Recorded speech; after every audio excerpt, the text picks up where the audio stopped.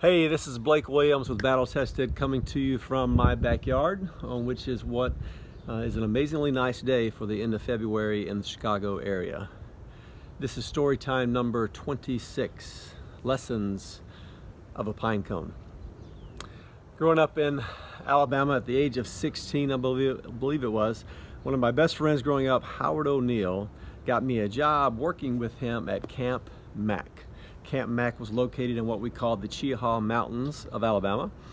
Not technically high enough to be an official mountain, but so close and the best thing we had in Alabama, so we called it a mountain. And Camp Mack was an amazing experience, had a lot of great years there. We were on the maintenance crew, the landscape crew, the whatever you need done, we do it crew. We washed dishes in the kitchen. We did a lot of stuff that nobody else wanted to do probably. But Howard and I, the other guys we work with, we made a great time of it. I remember the very first job of the first summer that I spent there. I remember what my first job was. I don't remember necessarily who I was doing it with, but me and another guy, we were tasked to pick up pine cones. We were given these empty chlorine buckets from the pool. They were maybe 20, 30 gallon buckets. And they said, hey, in this area, around the trampolines, around the canteen, we need you to pick up every pine cone that you see. I assume they didn't want them to mess up the way the camp looked so nice. Didn't want the kids to throw that at each other, or whatever it was. But we had to pick up pine cones. This is the biggest one I could find in my neighborhood. They make them a lot bigger in Alabama, and many more of them. So we're tasked to pick up pine cones. Now, the guy that I'm picking up the pine cones with, he has no idea. But in my mind, I've already thought to myself, I am going to be the master of picking up pine cones. I'm going to pick up way more pine cones than he does. I'm going to work faster. I'm going to work harder. I had made it a competition in my head.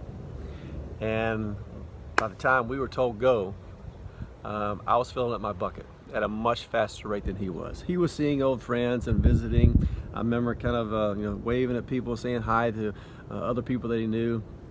I was all about getting my work done, and I wanted to prove it maybe to nobody but to myself that I could pick up more pine cones than this guy could. And I was successful at doing that. And it's funny because all my years at Camp Mack that I worked there, I found myself doing that a lot. If we were baling hay in the heat of the summer, I wanted to pick up more bales than everybody else. If we were stacking the bales in the barn, I wanted to stack them faster than anybody else. If we were digging a hole, I wanted to dig more than anyone else, faster than anyone else. Everything was like a competition to me in a lot of ways. I don't know where I got my work ethic from. Even now, when it snows here in Chicago, my neighbor who has a snow blower and I have a snow shovel, I beat him. And he looks at me and is like, how do you do that so fast? And little does he know, it's like, I just want to beat you. I want to get it done, be over with, and move on to the next project. I have this drive in me to be the best at what I do.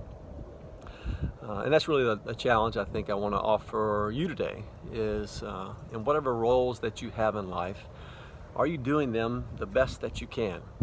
If you're picking up pine cones, are you being the best pine cone picker up in the world? I'd love to challenge you one day. If you're a mom, a personal trainer, a husband, father, whatever it is, if you're that student athlete that rides the bench all the time, hey, that was me sometimes in high school.